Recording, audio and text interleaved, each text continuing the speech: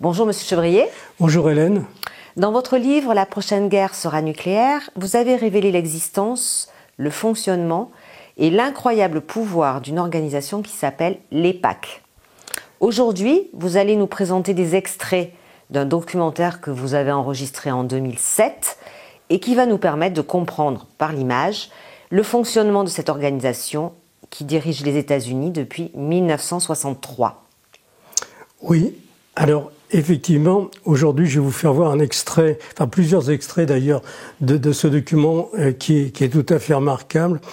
Et cette information va prendre une importance toute particulière dans les jours qui viennent, puisqu'il y a quelque temps, 4 membres du Congrès ont invité Netanyahou à venir faire un discours devant le Congrès. Alors le Congrès américain, c'est la réunion de la Chambre des représentants, ce qui est l'équivalent de nos députés, et les sénateurs, qui est l'équivalent de nos sénateurs, avec également certainement des gouverneurs. Donc il va faire un discours qui va avoir pour but, c'est le but de cette invitation, de motiver en quelque sorte tout ce congrès à engager les troupes américaines aux côtés d'Israël dans une guerre qu'ils veulent mener contre le Hezbollah, mais en fait, vraisemblablement, qui va aller beaucoup plus loin, puisque depuis très longtemps, Israël veut détruire toutes les capacités militaires de l'Iran. Ils avaient déjà organisé une opération un peu de ce type avec l'Irak. On se rappelle, c'était l'époque de George Bush Jr. qui a déclenché en 2003 une attaque sans précédent sur l'Irak. Et ce pays, depuis 20 ans, ne s'en est pas remis. Tout a été détruit, tout a été désorganisé. Voilà. Alors, vous allez voir, parce que l'EPAC, c'est quelque chose qui a une telle puissance que les gens, quand on leur parle de ça, ils ne réalisent pas. Là, vous allez voir, et ce ne sont que des extraits, mais vraiment, vous allez vous rendre compte que ce sont ces gens-là qui dirigent les États-Unis et en fait qui dirigent le monde occidental. On parlera tout à l'heure, on ira dans l'autre pièce, j'ai préparé un peu des explications, mais là, on va passer dès maintenant sur ces extraits. Parfait. Nous allons aujourd'hui briser un tabou et mettre en lumière la dynamique du puissant lobby pro-israélien aux États-Unis.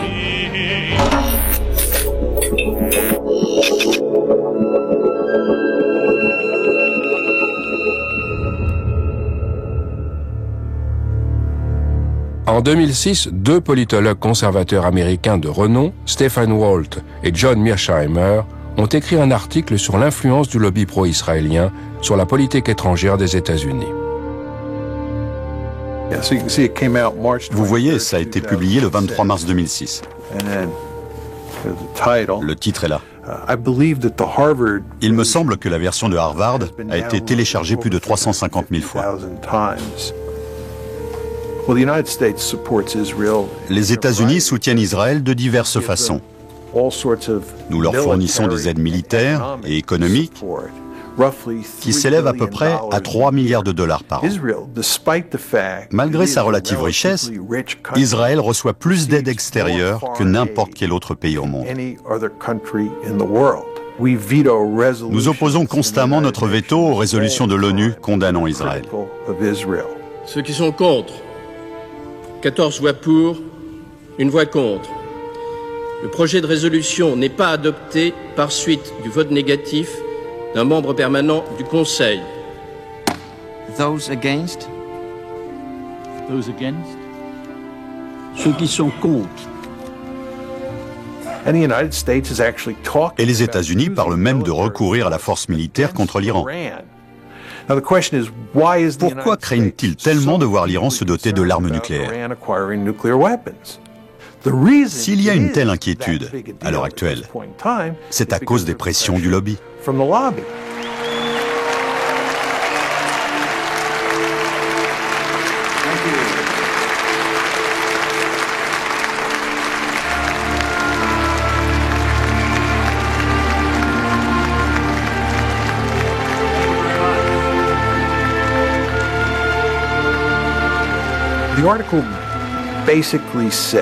L'article dit en substance qu'il existe aux États-Unis un groupe d'intérêts puissants qui se donne beaucoup de peine pour infléchir la politique étrangère américaine de façon à ce qu'elle soit favorable à Israël.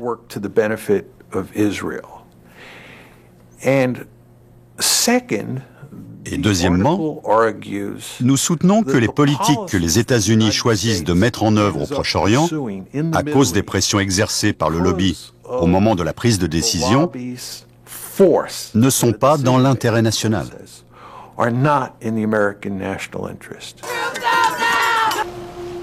Pour Walt et Mearsheimer, le lobby pro-israélien se compose des organisations juives et du groupe de pression politique EIPAC, mais aussi des millions de chrétiens évangéliques. Tous ont à cœur de défendre les intérêts d'Israël et de faire taire les critiques. There's a new day in America between Christians and Jews. We don't agree on everything, but we agree on this, that we are going to be together, inseparable in the defense of Israel and the Jewish people.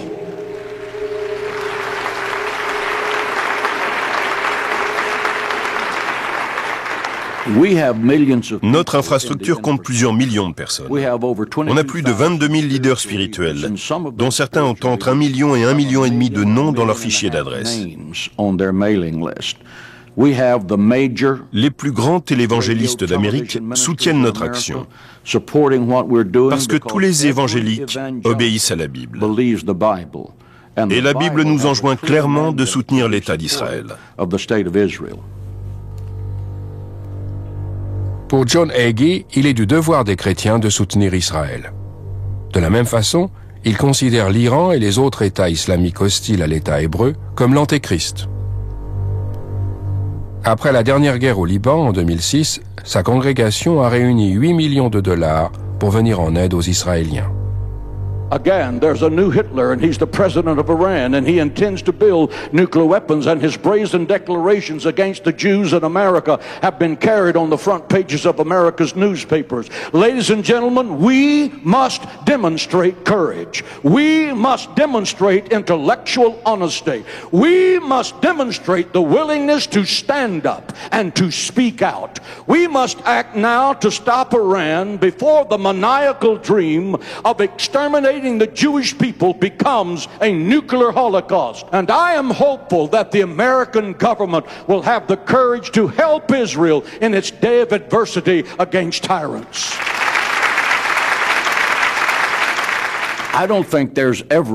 Je ne crois pas qu'on puisse jamais avoir assez de soutien. Notre objectif est de toujours rappeler à nos élus ceci. A. Nous soutenons Israël. Et B. Si l'un d'eux s'oppose intentionnellement à Israël, nous ferons tout ce qui est en notre pouvoir pour qu'il ne soit pas réélu. Voilà, là vous avez déjà un premier extrait incroyable. Qui présente un peu l'importance de l'EIPAC, de cette organisation qui décide de qui doit être élu et qui ne doit pas être élu. Il n'y a pas un seul sénateur, il n'y a pas un seul représentant, un chambre des représentants qui peut être élu s'il n'a pas l'accord de l'EIPAC. Donc dès l'instant où quelqu'un ne va pas dans le sens des intérêts exclusifs d'Israël, d'une façon inconditionnelle, parce qu'on pourrait dire, bon, on vous aide pour ceci, mais faites pas cela. Non, non, inconditionnel, c'est eux, eh bien, il ne sera pas réélu, et même pour être élu, les sommes énormes qu'il faut aux États-Unis pour être élu, elles sont données non pas directement par l'EIPAC, mais par les 100 000 membres de l'EIPAC. C'est-à-dire, et là vous verrez tout à l'heure sur le tableau, je vous expliquerai, c'est pas des particuliers, ce sont des grosses sociétés, c'est les banques et tout ça. Donc on va continuer sur ce documentaire qui est intéressant. Tous sont avec l'EIPAC.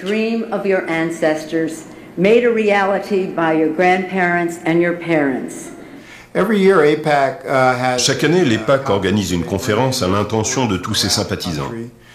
Ça se passe à Washington. L'EIPAC est un groupe très puissant qui s'efforce d'infléchir la législation et les autres aspects de la politique américaine au Proche-Orient. C'est un véritable événement avec un petit côté Hollywood. Ils passent des films pour montrer la mobilisation des gens et chauffer le public. C'est un peu une atmosphère de fête étudiante. Ils font venir un très grand nombre d'hommes politiques importants. America and Israel share an unbreakable bond. AIPAC is one of the reasons why.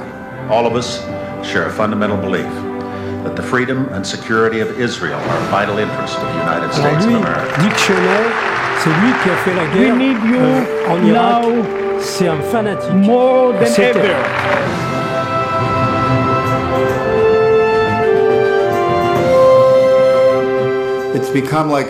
C'est devenu une sorte de rituel. Les personnalités sont obligées d'y aller pour montrer qu'elles soutiennent l'AIPAC. On y voit la moitié du Congrès, des hauts fonctionnaires, et chaque année, ils ont un orateur principal qui est toujours quelqu'un de très haut placé. From Florida, Bill Nelson. From Nebraska, Ben Nelson. From Illinois, Barack Obama. From Arkansas, Mark Ryan. Can we have a picture first, please? Wait. I think I might have blinked on that one. From South Carolina, Joe Wilson. From California, Lynn Woolsey.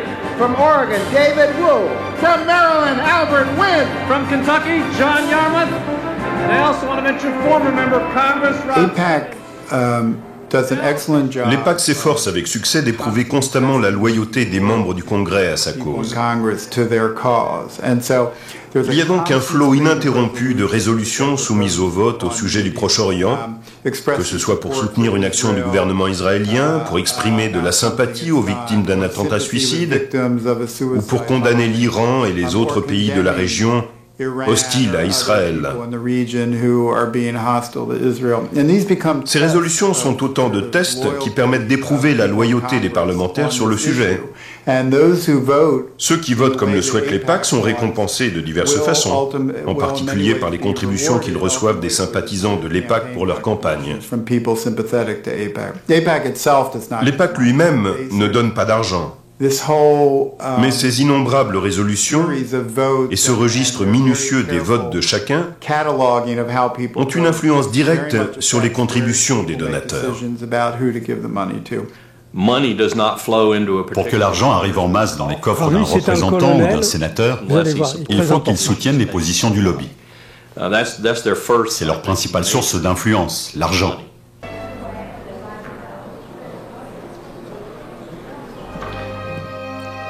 Là, vous avez Joe Biden et bien sûr, donc ça vous donne un petit peu une image de cette organisation qui vraiment a noyauté tout le système aux États-Unis depuis 1963, depuis l'assassinat de John Kennedy.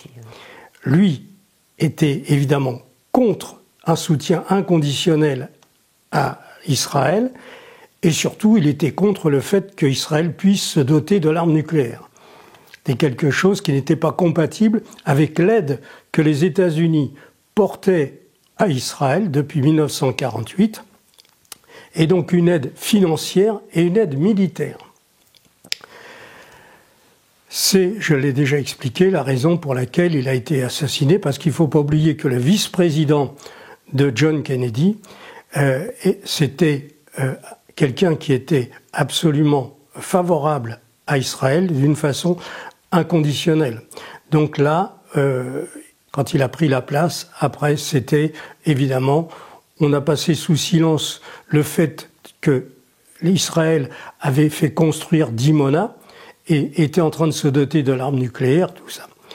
Donc, on va continuer et vous allez voir l'importance.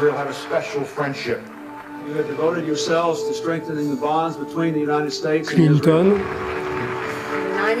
Pelosi. Si un homme politique exprimait l'opinion que les États-Unis ne doivent plus soutenir Israël, celui-ci, c'est un fanatique d'Israël. Que se passerait-il à votre avis? Richard Perle. Il ne serait pas réélu. Voilà, c'est presque certain. Il y a peut-être un district ici ou là. Il y a 435 élus à la Chambre des représentants et 100 sénateurs, ce qui fait 535 en tout. Nous avons 52 gouverneurs.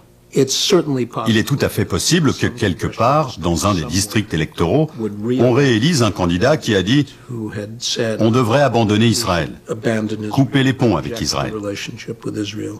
Mais c'est assez peu probable. Et je serais surpris qu'il y ait plus de 3 ou 4 districts où ce soit concevable. I appreciate but we can vote you. That's and I'm okay. sorry. But I appreciate the friendship. If you will come in Italy, I want to introduce you with a member of parliament, Italian parliament. I would enjoy that very okay? much. Thank you so much. Thank you for everything.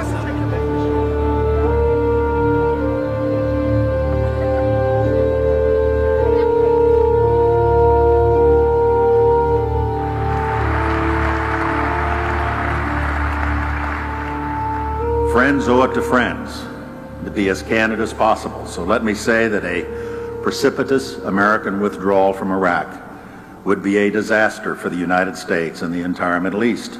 A sudden withdrawal of our coalition would dissipate much of the effort that's gone into fighting the global war on terror and result in chaos and mounting danger.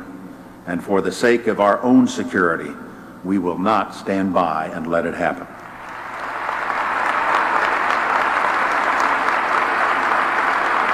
I would argue that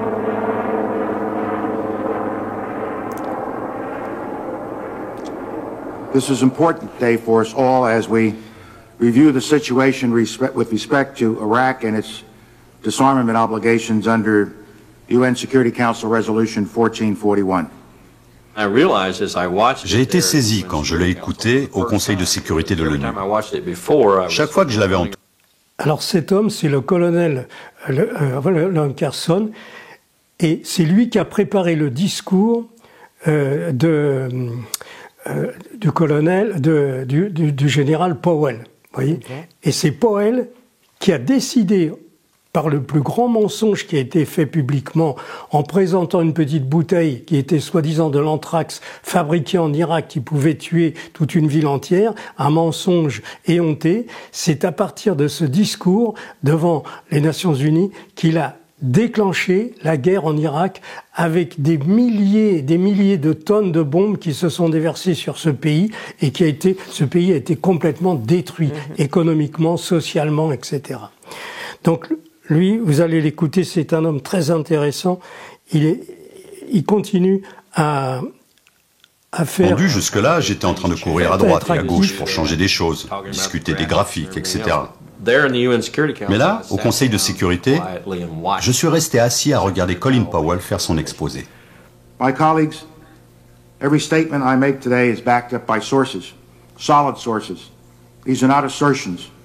What we're giving you are facts and conclusions based on solid intelligence. As I show you these images, I will try to capture and explain what they mean, what they indicate to our imagery specialists. Let's look at one. The 4 that are in red squares represent active chemical munitions bunkers. Je ne serais pas parti en guerre en me fondant là-dessus. C'est ce que je me suis dit. La plupart des images pouvaient être interprétées d'une toute autre façon que la nôtre. As these drawings based on their description show, we know what the fermenters look like. We know what the tanks, pumps, compressors and other parts look like.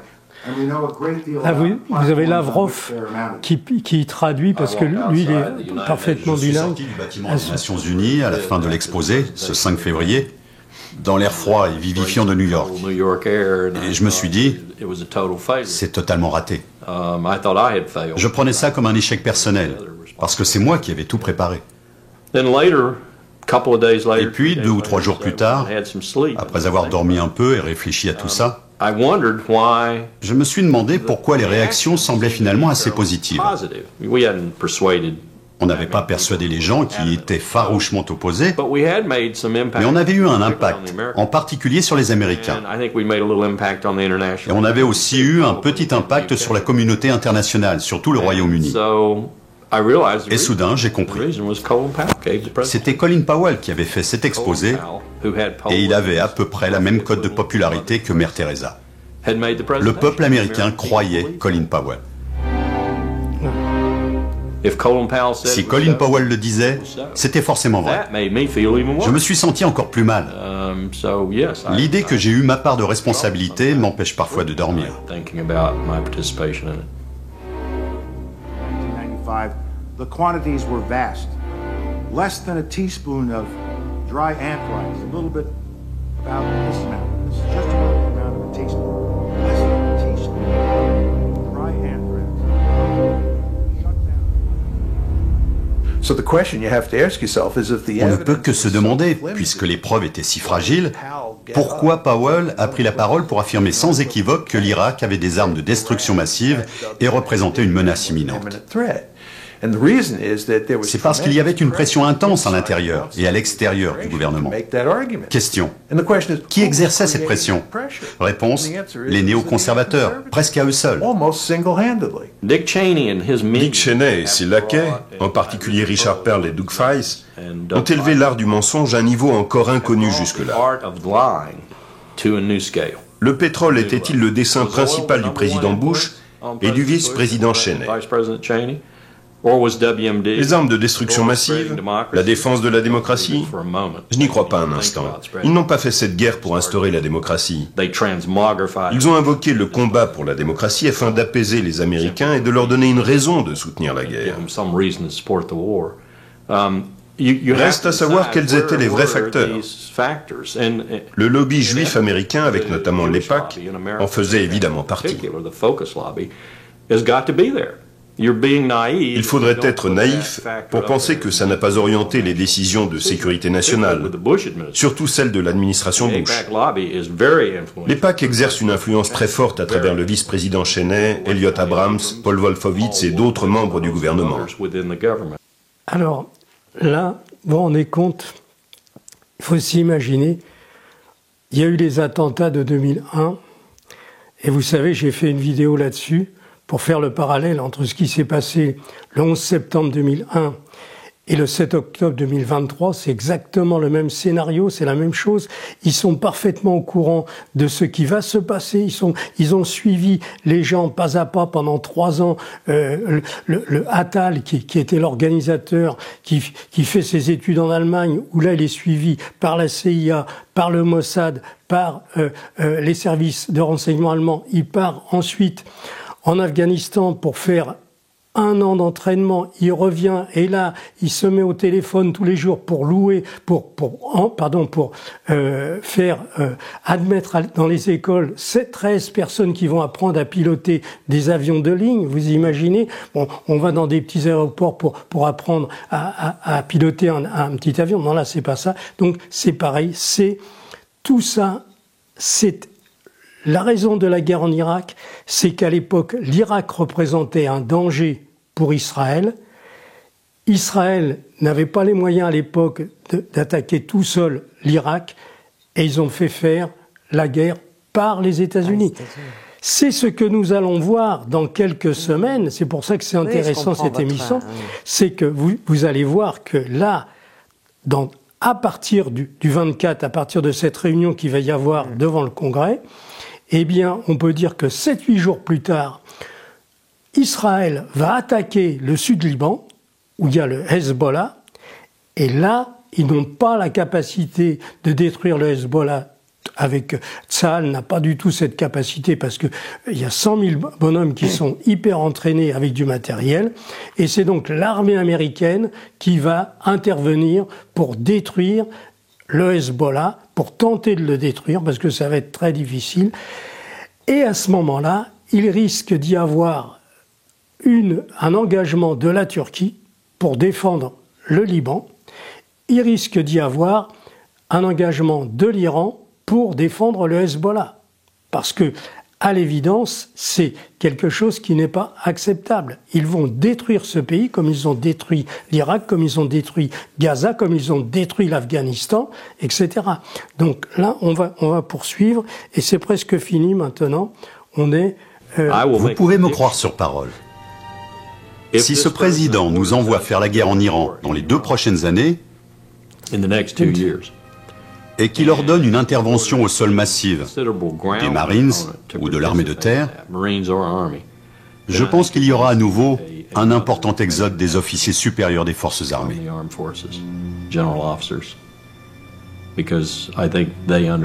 Parce que je crois qu'ils savent quelle erreur colossale ce serait de prendre une telle décision et combien cela nous rapprocherait de la 3e ou la 4e guerre mondiale.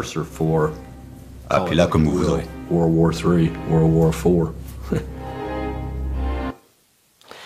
Voilà. Donc, on va maintenant faire un petit peu une analyse de tout ça et on va replacer tout ça dans le contexte de la situation actuelle. Alors Hélène, vous avez vu ce documentaire qui a été diffusé par la chaîne Histoire quand même. Hein. C'est pas sérieux, c'est quelque chose qui est vérifié, sérieux et tout. Et donc ça a été diffusé en 2007. Et lorsque j'ai vu ce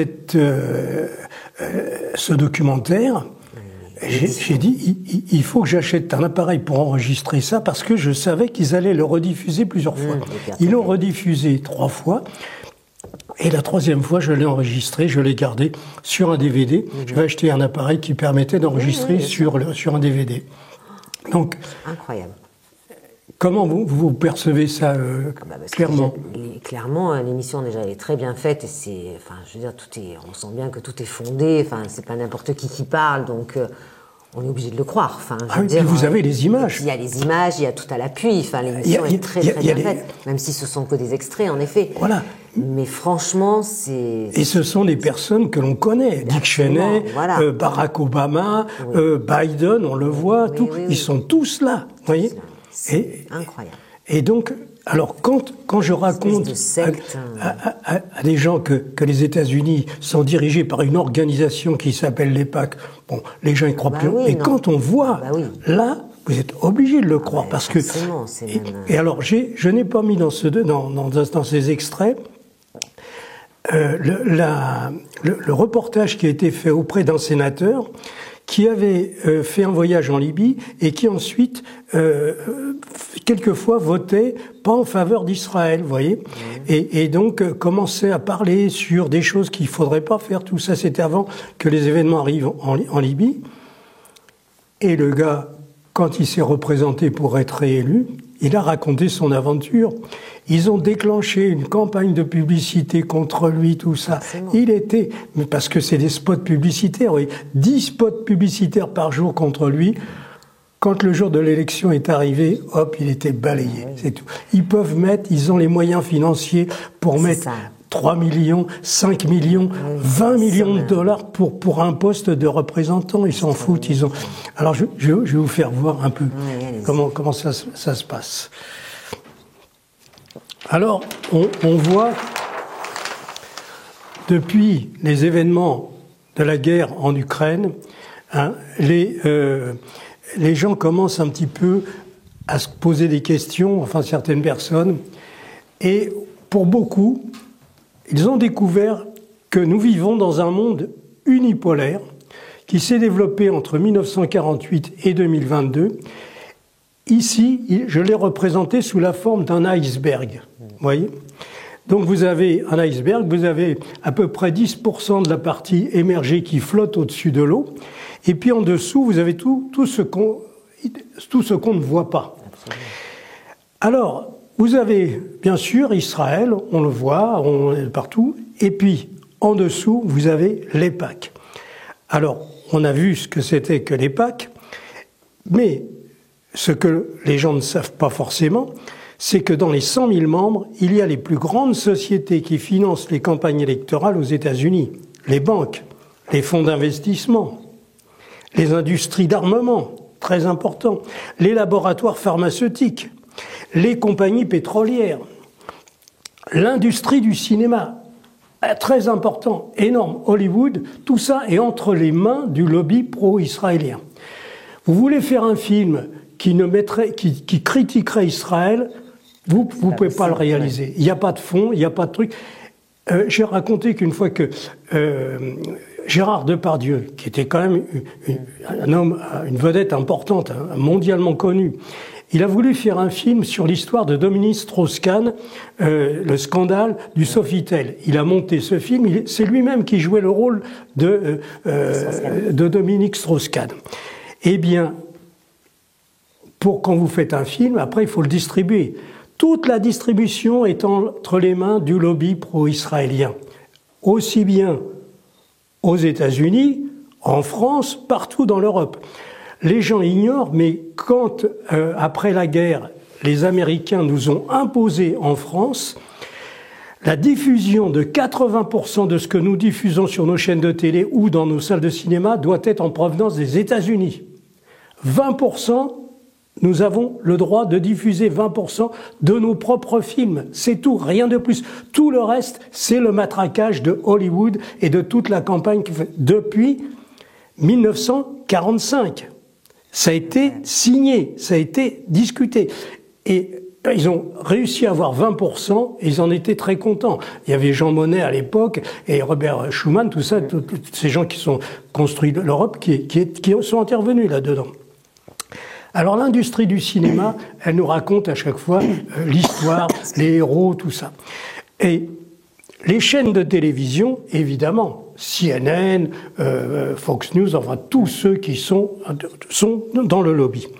Et alors en dessous, vous avez, là je ne l'ai pas écrit, mais il y a le NSA qui est très important, c'est cette agence pour la sécurité des États-Unis, qui emploie plus de 40 000 salariés, c'est quelque chose d'énorme, qui fournit toutes les informations, les conversations téléphoniques, les images, tout ça, à la CIA et au Mossad. Et surtout, dans le monde, il y a quelque chose qui est unique, que seuls les États-Unis ont, c'est 830 bases militaires dans le monde. 830 000... Beaucoup plus, le monde contient à peu près 180 pays. Eh bien, eux, ils ont 830 bases militaires. Vous en avez plusieurs en Allemagne, vous en avez en Roumanie, vous en avez dans tous les pays, dans le Pacifique, partout. Et donc, tout ça, c'est le monde unipolaire. Et depuis 2022, on a l'émergence d'un pays qui s'est développé au cours des 25 dernières années d'une façon remarquable, c'est la Russie. Et la Russie qui se met en quelque sorte à la tête d'autres pays et qui vont faire que maintenant, on va passer d'un monde unipolaire à un monde multipolaire.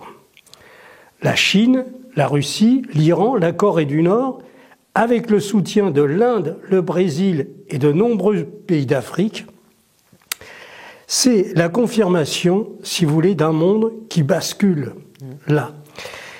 Et véritablement, cette guerre qui va se dérouler, qui va commencer dans quelques jours au Liban, contre le Hezbollah, où Israël va essayer d'entraîner l'armée américaine pour détruire l'Iran. On va voir. On n'est jamais sûr de rien. Vous voyez, il peut y avoir des choses qui, au dernier moment, basculent. Mais la probabilité est très haute. Ils ont placé, comme je vous ai dit déjà, 4 porte-avions. Il y a non seulement les porte-avions, mais tous les autres bateaux qui sont autour, les sous-marins, etc. Et donc, il va y avoir une attaque phénoménale, vraisemblablement. Possible qu'au dernier moment, il y ait des négociations, mais ça me paraît peu probable. Et à ce moment-là, il va y avoir quelque chose de très étonnant. C'est qu'on a les États-Unis, à l'époque, pour enfermer la Russie, qui était à l'époque l'Union soviétique, avait installé une base importante en Turquie, parce que la Turquie, c'est juste à côté de la Russie. Et donc, pour contrer l'URSS, ils avaient installé une base importante, et bien entendu, la Turquie, depuis cette époque, fait partie de l'OTAN. Or, c'est un membre de l'OTAN, la Turquie, qui risque de se retourner contre les Américains. Parce que je ne crois pas qu'ils vont tolérer très longtemps la destruction d'un pays comme le Liban, qui est déjà bien abîmé. On a ici... on va se retrouver vraisemblablement dans la configuration de ce qui se passe à Gaza. Alors, à Gaza, on a très peu d'informations puisque Israël bloque tout. Il tire sur les journalistes, les médecins, tout ça. Donc, il y a très très peu de trucs. Mais il y a eu récemment, sur le magazine The Lancet, c'est un magazine scientifique et médical, la publication d'un article qui a dénombré, c'était à la fin du mois de juin, ils ont terminé leur étude, 186 000 morts dans la petite bande de Gaza. 186 000 morts que eux ont dénombrés. En ce qui me concerne, je pense que c'est beaucoup plus que ça. Oui, certainement, malheureusement. J'ai fait un calcul, je le ferai voir peut-être une prochaine fois. J'ai regardé les bombardements qui a lieu en Allemagne. Le nombre de tonnes de bombes. On a par exemple la ville de Dresde, je vous dis ça de mémoire. Il y a eu 8000 tonnes de bombes qui ont été déversées sur cette ville. Ils ont fait 120 000 morts à Dresde. À Gaza, vous connaissez le nombre de tonnes de bombes qui a été déversées, fournies par les États-Unis ? 70 000 tonnes de bombes entre le mois d'octobre et le mois de juin. 70 000 tonnes de bombes, c'est-à-dire pratiquement 10 fois plus que sur l'Allemagne à Dresde. Oui. Donc, oui, donc forcément... si vous avez eu 120 000 morts avec 7 000 tonnes de bombes, avec 8 000 tonnes de bombes, combien y a-t-il avec 70 000 ? Vraisemblablement, on est autour de 500 000 morts. C'est un truc énorme. Donc là, oui, on peut parler vraiment d'une volonté génocidaire. Il y a un génocide qui se passe à Gaza actuellement. Donc voilà, dans quelques jours, on va voir. Le 24, il y aura cette réunion. Vous pourrez regarder le discours de Netanyahou. Vous allez voir qu'il va enflammer tout. Vous avez vu comment ils sont disposés à leur égard.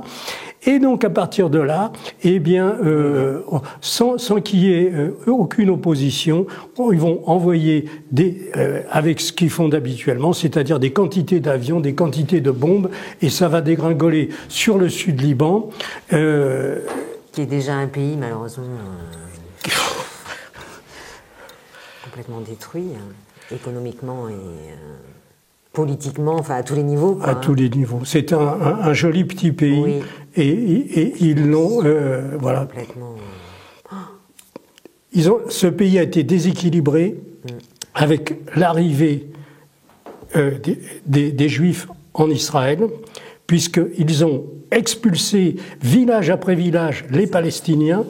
Ceux qui ne partaient pas étaient tués. Et un grand nombre de Palestiniens s'est retrouvé au sud du Liban. Et l'arrivée de 1 500 000 Palestiniens a déséquilibré ce pays et ça a été foutu. Donc, si vous voulez, l'origine, elle est là. Il ne faut pas se le cacher. C'est ça ce qui s'est passé. Bon, dites donc, toutes ces informations sont à la fois très intéressantes et effrayante, parce qu'en fait, là, on voit vraiment la réalité des choses et malheureusement, effectivement, moi, la première, je ne pensais pas que ça avait une telle ampleur, un tel poids. Alors, il y a aux États-Unis... jeu de la manipulation dirigé par les finances, qu'on soit clair, de toute façon. Ils tiennent tout entre leurs mains. Ils tiennent tout. Le monde du cinéma, les laboratoires pharmaceutiques. En fait, alors, vous savez, l'histoire du Covid, ça c'est pareil. C'était le truc, évidemment, on a... des intérêts financiers. On a parlé de l'agent orange au Vietnam, les milliards qu'ils ont fait avec ça, vous savez, c'est en bourse et tout. Voilà. Donc, on va voir dans quelques semaines. Le 24 juillet, on va dire, c'est demain. Clairement, enfin, c'est demain. Oui, on y est, quoi. Oui. On verra l'évolution. J'espère que... Voilà. Je pense que d'ici la fin du mois d'août, on va voir comment les choses évoluent. Oui. Et il faut bien surtout se rendre compte que l'Iran est maintenant à un niveau technologique très très élevé, que les Américains ne vont pas avoir la partie facile. Et si quelquefois ça prenait une ampleur importante, eh bien je suis convaincu que les Russes seront aux côtés de l'Iran. Et là, on sera peut-être aux alentours du mois de décembre, et vous verrez que là, on risquera la bascule. Beaucoup de gens importants aux États-Unis sont conscients de ça, en parlent, comme le professeur Geoffrey Sachs, comme Mearsheimer que vous avez vu, professeur Mearsheimer, colonel Luckerson et colonel Douglas MacGregor aussi. Ils sont conscients mais ils ne peuvent rien faire parce qu'ils n'ont pas accès aux grands médias. CNN ne les invite pas, etc. Ils vont que sur des petites chaînes de YouTube. Mais je suis à la fois très surprise que, vu l'ampleur de cette organisation, cette puissance, qu'ils aient encore la parole, qu'on n'ait pas... Oui. C'est surprenant quand même. Oui, c'est surprenent parce qu'ils auraient pu leur faire oui, je pense. la bascule du 27e étage, comme ils savent le faire dans d'autres domaines. Oui, je suis assez surprise qu'ils soient... tant mieux pour eux qu'ils soient encore en vie et qu'ils aient encore le droit de parole, quoi, parce que c'est surprenant quand même, juste... Alors simplement, ils n'ont pas accès aux grands médias, ce qui fait que les Américains eux-mêmes ne savent pas ce que ces gens-là pensent, vous voyez. Voilà. Bon, on va faire une prochaine émission dans quelques temps. On fera une analyse de ce qui va se dérouler là-bas. Et voilà. Très bien. Merci, M. Chevalier. À bientôt. À bientôt.